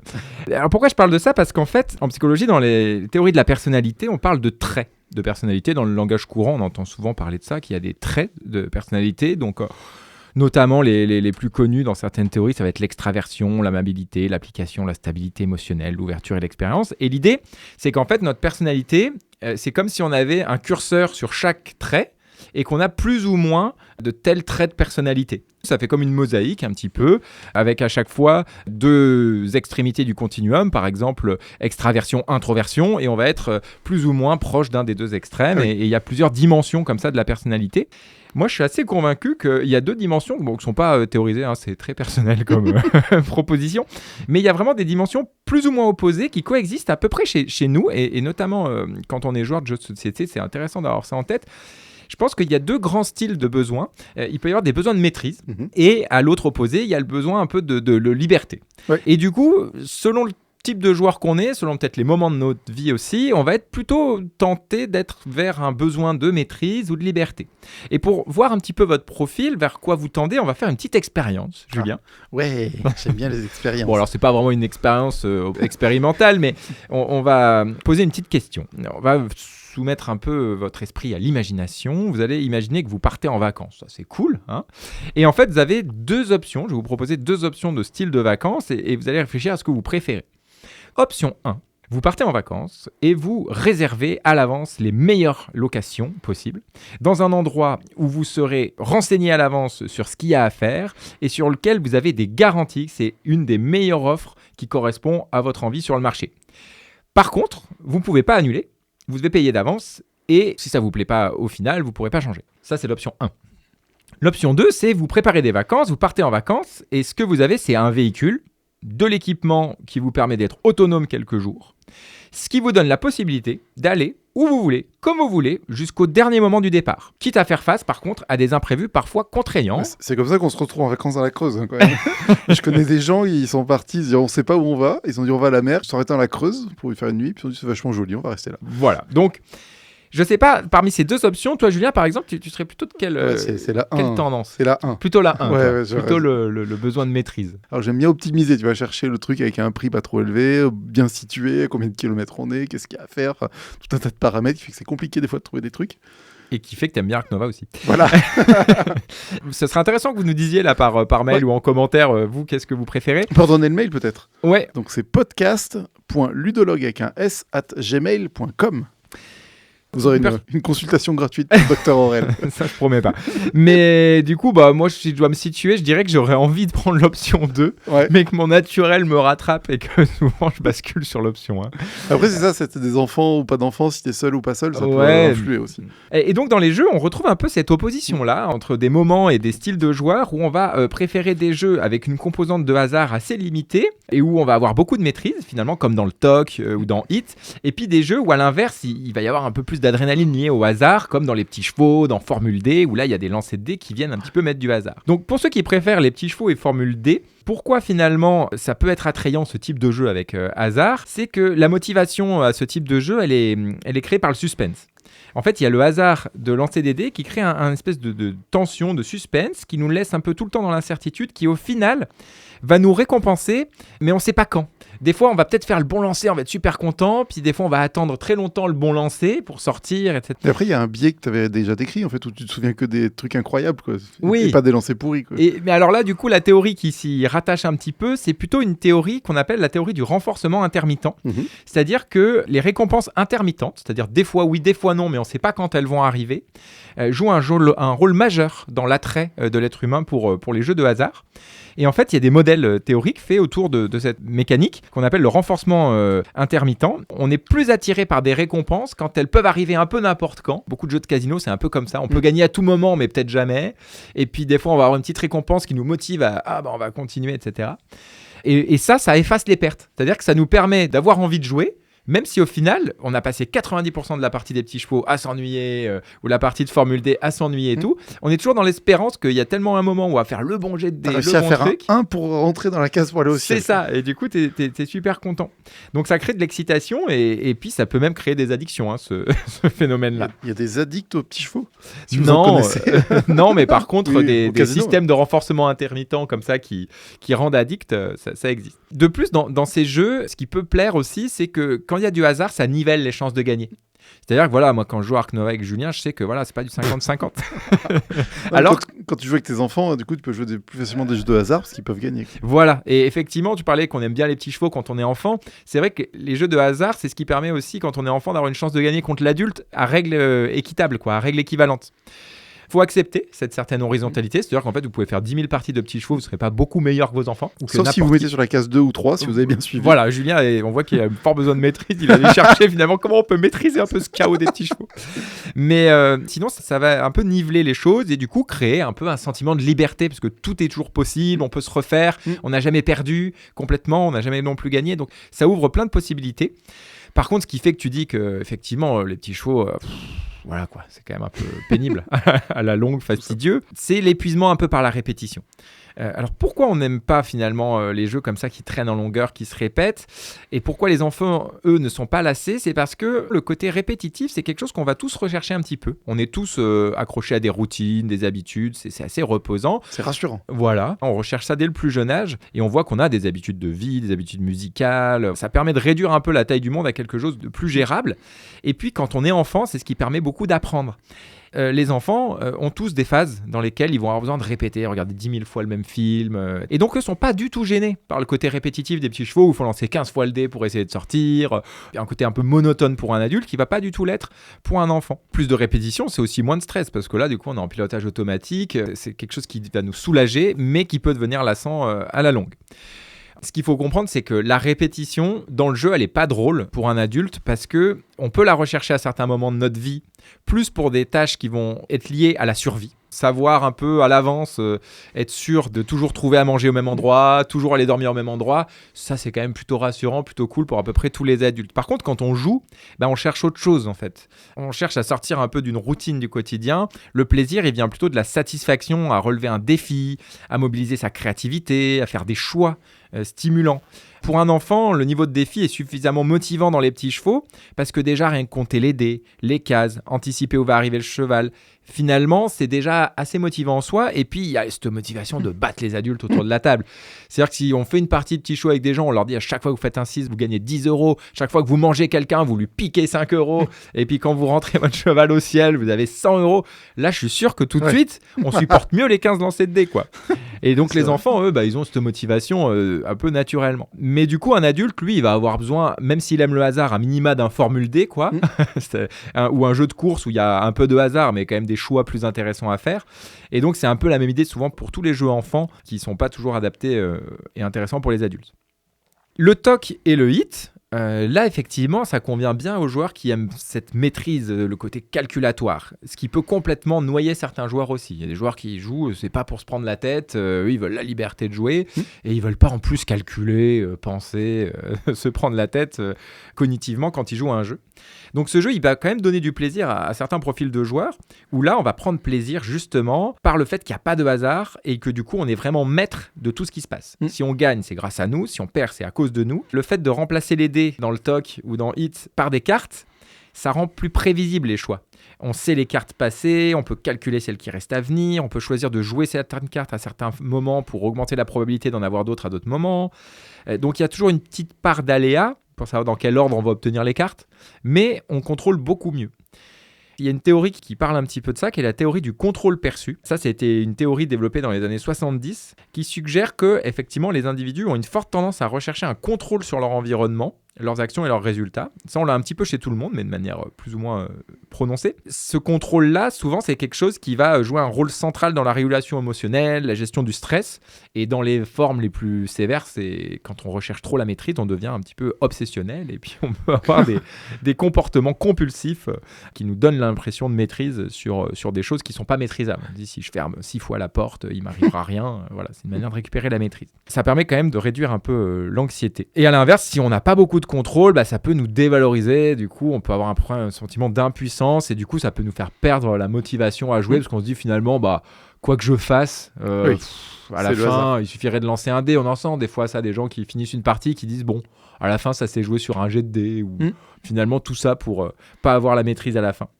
Dans HIT, ce que je trouvais assez brillant, c'est le dosage qui est particulièrement bien fait et qui convient à beaucoup de monde parce qu'il y a un bon équilibre entre maîtrise. On peut le jouer de manière assez maîtrisée, assez calculatoire. Et puis, si on n'a pas envie de se prendre la tête, on peut le jouer de manière assez libre aussi. Je joue les cartes que j'ai, comme je sens. Voilà, il y a les cartes stress qui viennent créer ce côté un peu adrénaline, qui vient un peu... C'est de l'aléatoire, mais maîtrisable, en fait. Voilà, qui vient un peu niveler aussi. C'est-à-dire que même si on est expert à HIT, on va avoir des chances de gagner, mais ça ne sera pas du 90-10, quoi. Il y a quand même toujours ces petites aléas des cartes stress, de ce que va jouer l'autre, qui rend un peu plus équitable les chances de gagner. Et puis, il y a un peu aussi ce côté récompense intermittente dans HIT, parce que des fois, on va faire le pari, l'autre il va jouer ça, des fois ça passe, des fois ça passe pas. Par contre, attention dans ces jeux-là à l'effet de surcharge un peu cognitive qui peut épuiser, presque avoir un peu un burn-out ludique si on supporte pas trop cet effort cognitif. Et puis, comme c'est un peu asymétrique, c'est vrai que c'est des jeux, quand il y a beaucoup de maîtrise, il faut jouer avec des joueurs de son niveau. Parce que si on joue contre des joueurs trop forts pour nous, ça démotive. Enfin, le cas extrême, c'est presque les échecs où il n'y a vraiment aucun hasard. On en parlera peut-être dans un épisode dédié, mais s'il n'y a pas assez d'opposition, celui qui est fort s'ennuie.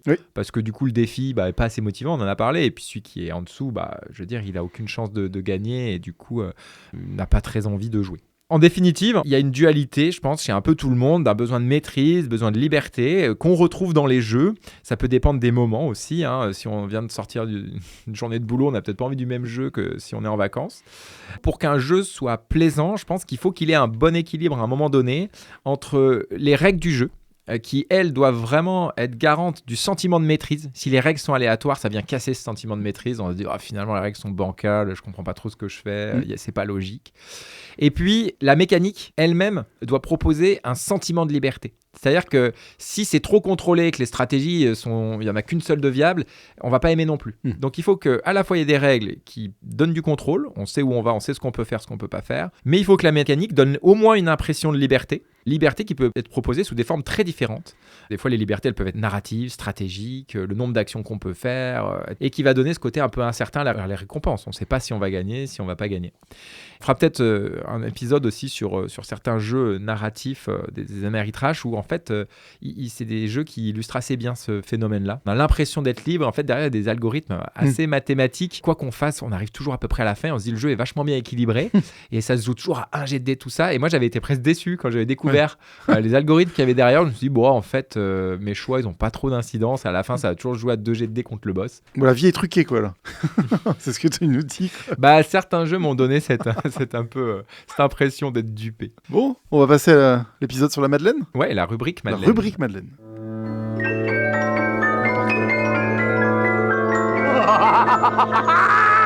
23-0. C'est la piquette, Jack.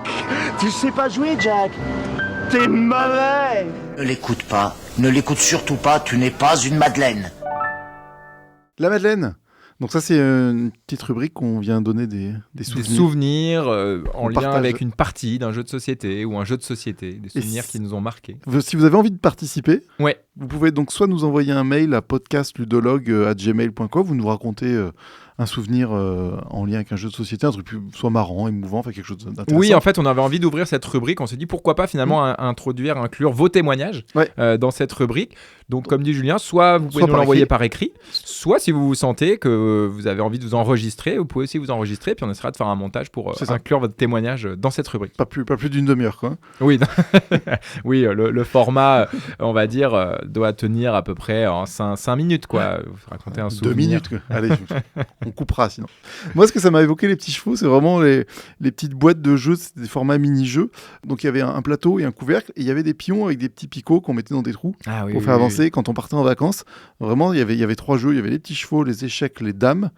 Jeux de voyage, comment ça s'appelait c'est des jeux de voyage, en plastique. Et globalement, ça tenait assez bien en mettant le couvercle, ça tenait. Et avec mon frère, on jouait beaucoup à ces jeux-là en voyage. Et j'ai même le souvenir qu'on jouait sur la coudoir de la voiture à l'arrière pendant le voyage. Et tout ça sans vomir. Alors moi, je vomis pas en voiture. D'accord. Bon, voilà. Mon frère vomissait, mais c'est peut-être ça, en fait. Je suis en train de...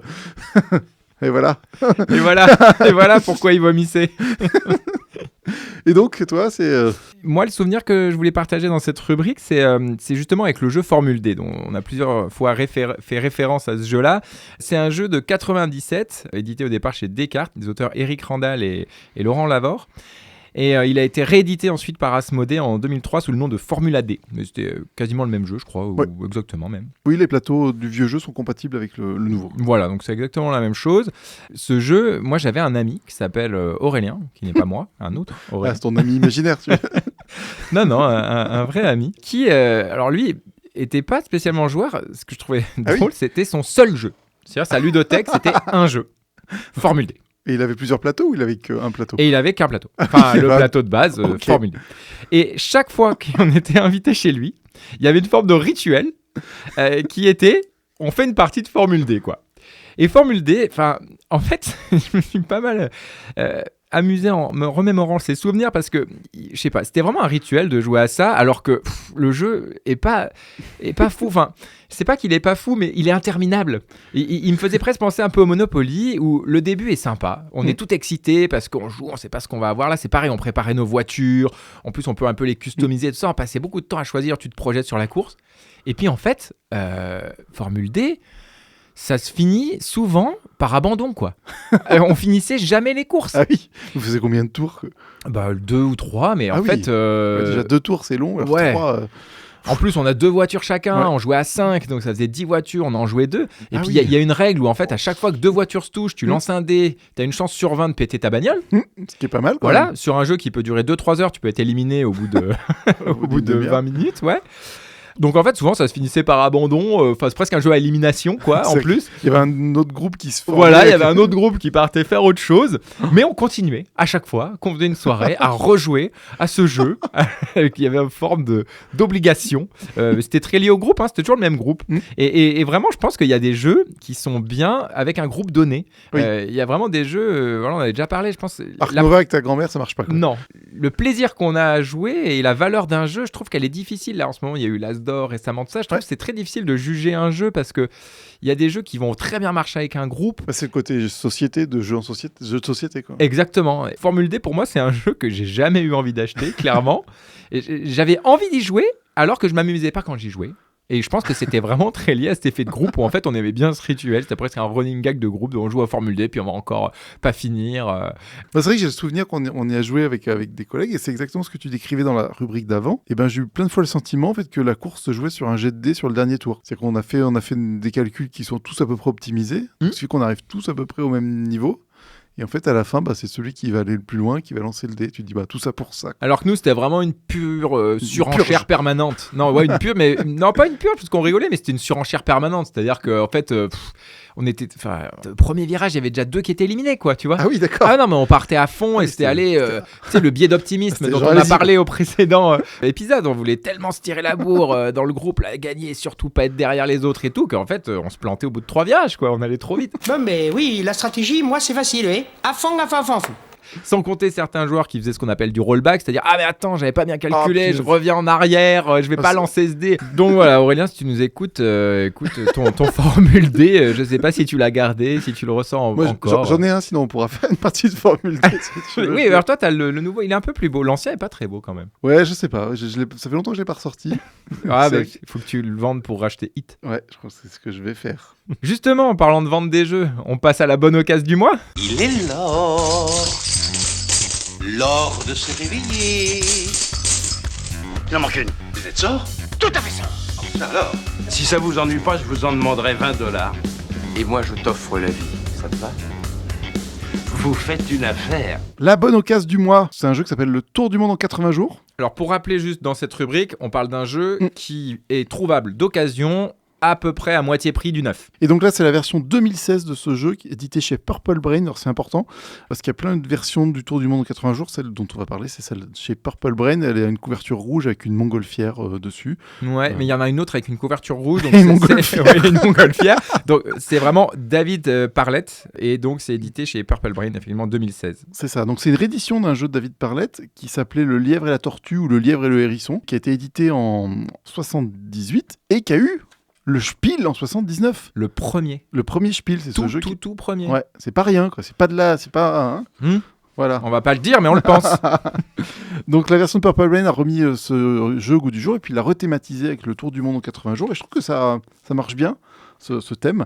Ils ont utilisé vraiment le roman de Jules Verne pour thématiser le jeu. Et la réédition est vraiment très très belle. Il y a une espèce de boîte fourreau. Enfin, c'est assez chouette. Et il y a un côté à la fois moderne et vintage. Dans les illustrations, on reconnaît ça. Et après, je sais pas, c'est un jeu de course. Alors, oui, c'est toujours un jeu de course. Et la particularité, elle se trouve aussi dans la mécanique utilisée pour faire avancer son pion. Pour avancer, il n'y a pas de dés, il n'y a pas de cartes, il n'y a pas de sac. Mais cette fois-ci, on va avancer avec de l'argent. Ok. Donc c'est assez simple, en fait, plus on paye et plus on avance. Il y a une économie fermée ou on a autant d'argent qu'on veut pour gagner de l'argent, en fait, soit on peut reculer, à chaque fois que tu recules, tu gagnes de l'argent. Ok. Soit tu fais des paris sur la position où tu seras au prochain tour quand ça sera à toi de jouer. Ok, reculer pour mieux sauter ou alors parier pour Donc bien les avancer. autres peuvent se dire, attends, je vais pourrir son pari, je vais soit le laisser devant, tu dis, je vais être troisième, tu dis, les autres vont me dépasser, puis ils vont ralentir du coup pour te laisser premier. Est-ce que c'est public les paris? Ah oui, si tu te mets sur une case. Donc les autres voient ce que tu as parié. Oui, donc tu peux ne pas avancer très vite du coup. Tu peux choisir d'avancer lentement. Ok. Et donc c'est un jeu où on n'a pas toujours intérêt à être en tête de course, sauf à la fin évidemment. Et ce qui est le plus drôle, moi je trouve, c'est qu'il y a quand même une condition dans les conditions de victoire, c'est que pour gagner, il faut avoir dépensé tout son argent. J'ai dépensé sans compter. Obligatoirement, tu peux pas finir, arriver à Londres en gros, si t'as pas tout dépensé. Il peut te rester $10, je crois, mais c'est quasiment rien, quoi. Ok. Et ce qui fait qu'il y a un calcul au bout d'un moment, en fait, au début, tu as besoin d'argent pour avancer. Et à un moment donné, tu vas devoir faire un grand saut en avant pour pouvoir se débarrasser de ton argent et pas te. Faut bien calculer ton coût, quoi, pour arriver et garder juste ce qu'il faut pour finir. Sinon, t'as perdu si tu as trop d'argent ou tu peux pas arriver, t'as pas le droit d'arriver si t'as trop d'argent, quoi. Ok, donc tu annules ton tour. Vu que tu peux pas avancer, t'es obligé de reculer. Ouais, ok. Et donc tu regagnes de l'argent. Ok. Et qu'il va falloir que tu te débarrasses. C'est un peu le sketch de Danny Boone, je sais pas, avec la confiserie où voilà, il arrive pas à dépenser son argent. C'est un peu pareil là. Et il y a vraiment il y avait un gros fou rire lors d'une partie avec deux joueurs qui étaient assez initiés pour le coup. C'était avec David et il était arrivé tout près de l'arrivée, mais avec beaucoup trop d'argent. Je sais pas s'il s'était raté. Et après, il n'arrivait plus à s'en débarrasser. C'est-à-dire qu'il reculait, il leur gagnait, il avançait, mais pas assez. Enfin, ça se jouait mal. Et il y avait ce mauvais calcul. C'était hyper drôle de dire j'ai trop d'argent, comment je vais m'en débarrasser. Donc, c'est à peu près 1 heure. C'est assez calculatoire. Moi, je trouve que c'est pas aussi familial que ça en a l'air. On a l'impression que c'est un jeu de loi.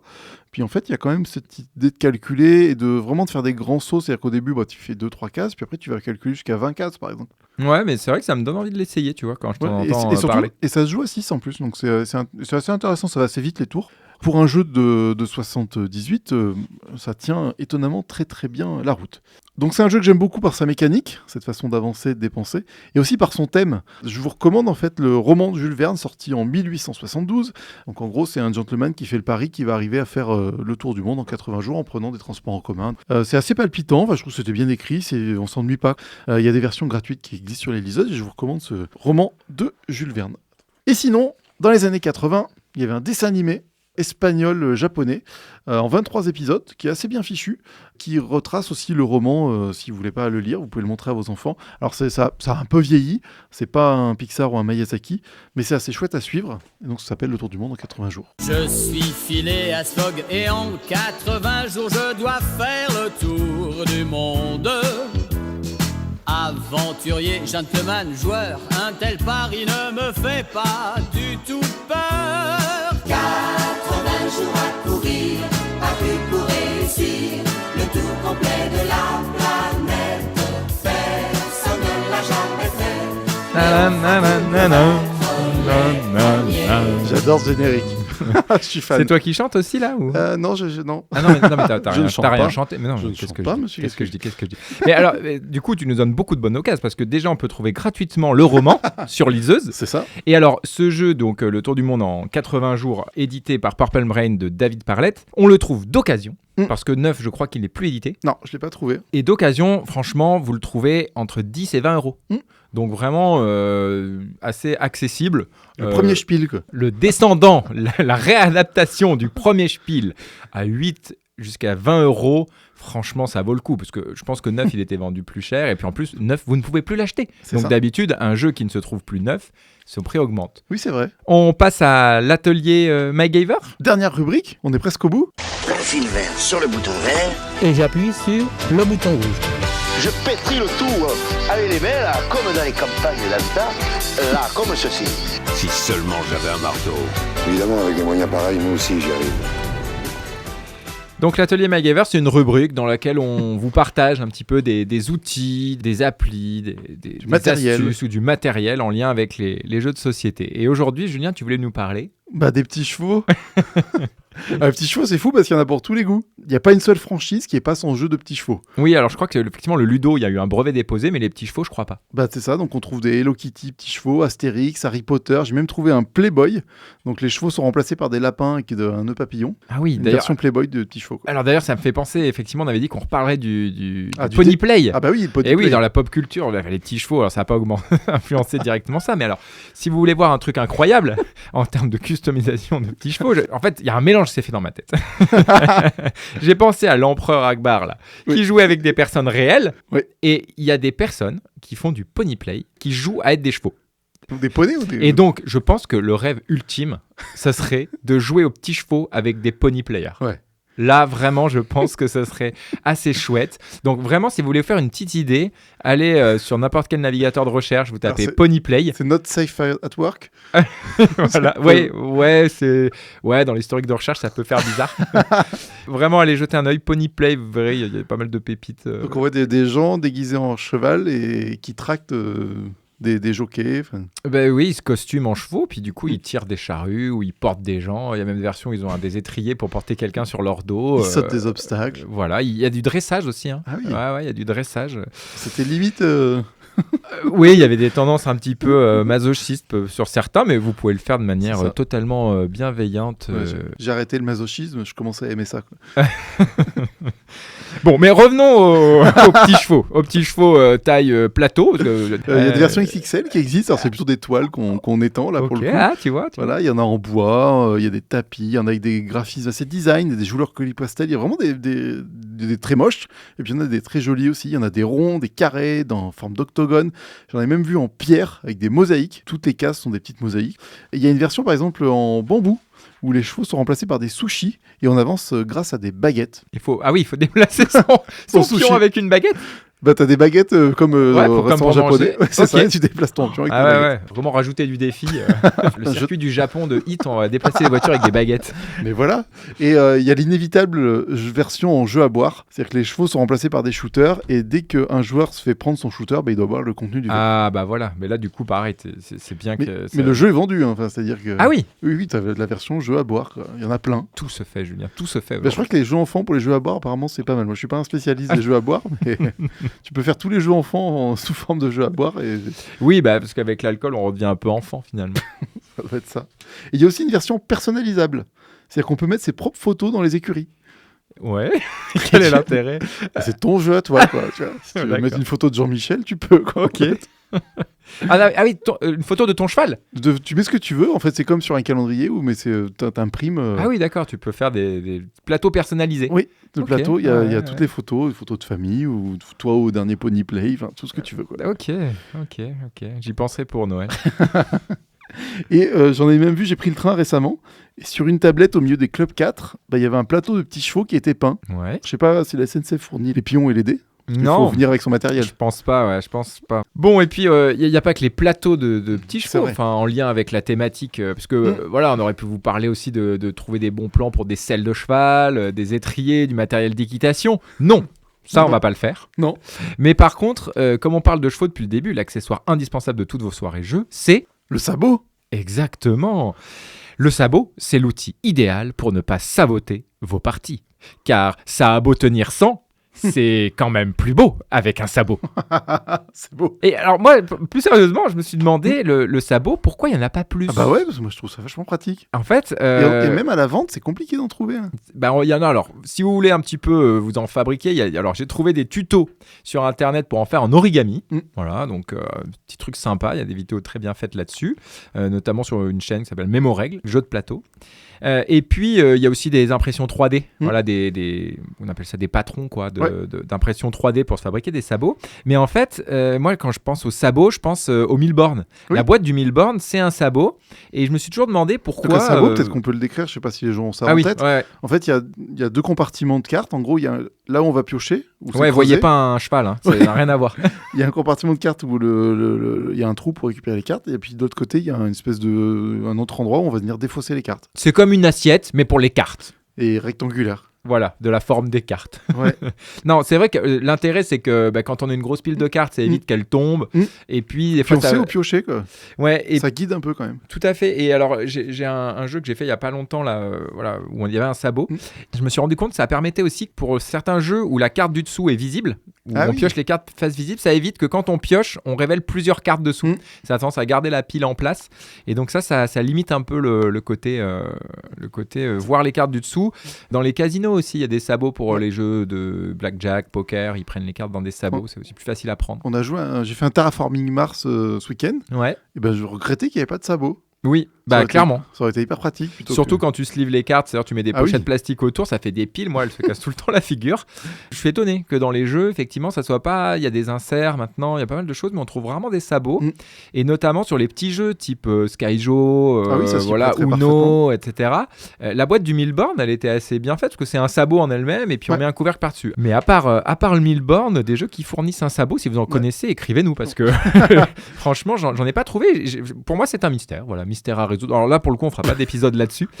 Pourquoi il n'y a pas plus de jeux qui utilisent le sabot pour faire une boîte? Ouais, j'avais presque envie d'acheter un vieux Milborn juste pour le sabot, quoi. Ouais, ça si vous avez des sabots en trop, envoyez-les-nous. Je pense que tu peux en trouver sur les sites d'occasion, des sabots d'occasion. Voilà, bon, je pense qu'il est temps qu'on raccroche. Peut-être un truc Écoutez, on va conclure là-dessus. On va juste demander à Yaya qu'est-ce que ça lui inspire un petit peu tout ça. Yaya, t'en penses quoi? Les stands brillent sous les projecteurs, chaussures usées parcourant les heures, moteurs rugissent défiant les peurs.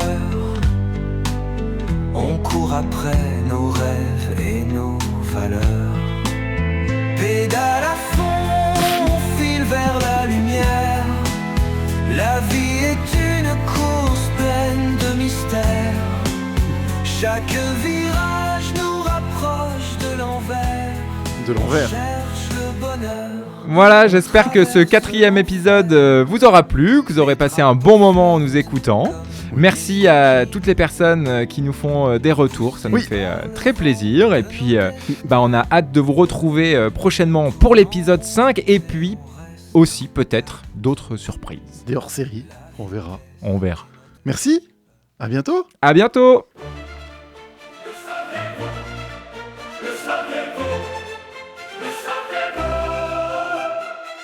Amateurs de meeple, les ludologues, c'est des histoires de jeux sans orgueil. Le saviez-vous? Le saviez-vous? Le saviez-vous? Oh! Et aux braves lanceurs de dés, les ludologues, vous comptez des histoires de jeux à succès. Le saviez-vous? Le saviez-vous? Le saviez-vous? Oh! Par ici, les constructeurs de decks, les ludologues, c'est l'histoire des jeux depuis l'âge des Aztèques. Oh! Le saviez-vous? Le saviez-vous? Le saviez-vous? Oh! À tous les barrés de jeux de plateau, les petits comme les gros, que vous aimiez les âmeries trash, les jeux solo ou les euros, les ludologues, c'est des histoires de jeux que vous entendrez plus de sitôt. Vous le saurez.